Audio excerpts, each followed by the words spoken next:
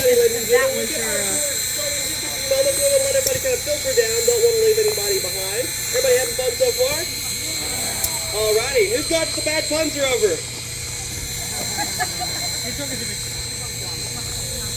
I'm just happy. I only had like one person raise their hand that time. Last time I had like everybody.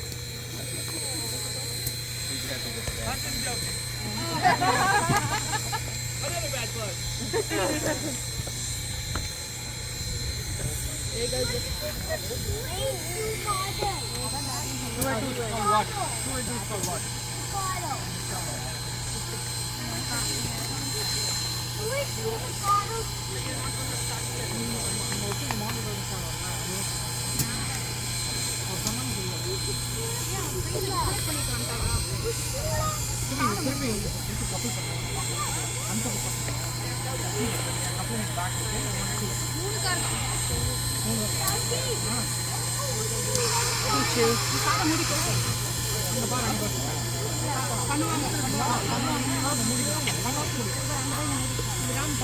Alright, ladies and gentlemen, I do believe everybody is just about within earshot, so welcome to East Chattanooga.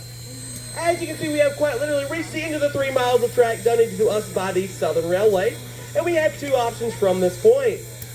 We can either run our train all the way back to Grand Junction Station in reverse, or we can use our big turntable here, rotate our locomotive around 180 degrees, and run our train back forwards. Yeah, I don't know about you guys, but it sounds like a lot more fun to use our turntable. What do you folks think? Yeah! I like the enthusiasm, so that's what we're going to be doing today. We're going to be using our turntable. Now, this turntable was built in 1916 by the American Bridge and Iron Company based out of Ambridge, Pennsylvania.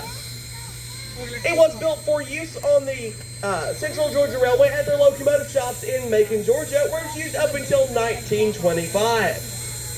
In 1925, the Central equipment was becoming much too large to fit on this 80-foot turntable, so it would be relocated to a branch line based out of Cedartown, Georgia.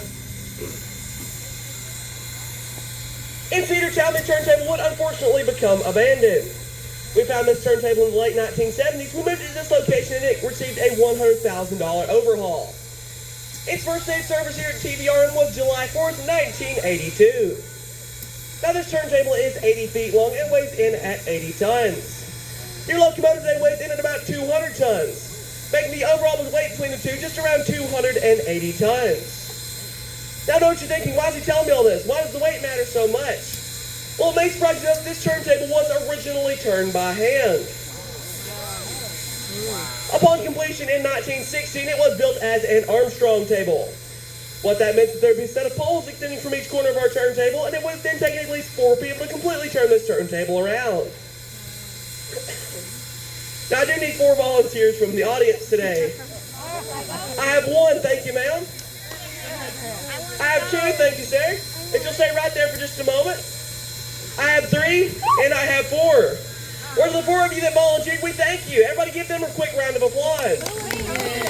As they have just volunteered to be Zach's emotional support. As we're going to make Zach do all the work. Everybody say hi, Zach. Hi. Now don't feel bad for Zach just yet. He's going to tell you just why you shouldn't feel bad for him. As today this turntable has been electrified, but no need to worry about me, because electricity cannot go through a bad conductor.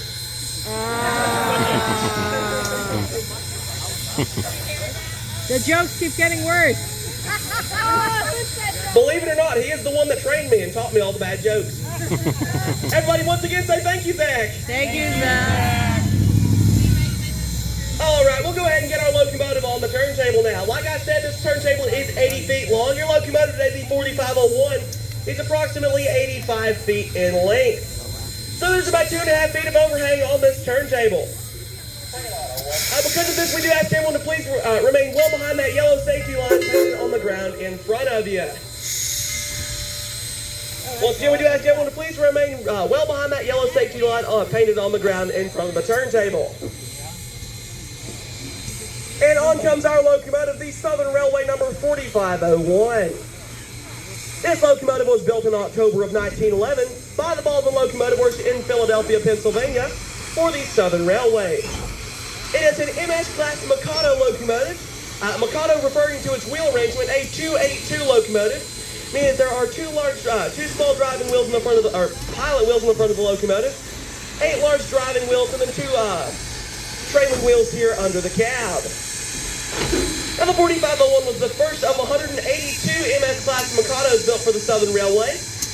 And of 182 locomotives in its class, it was the only one that did not meet the scrapper's torch. So you are looking at the only surviving member of the MS class of Southern Railway Mikados built by Baldwin.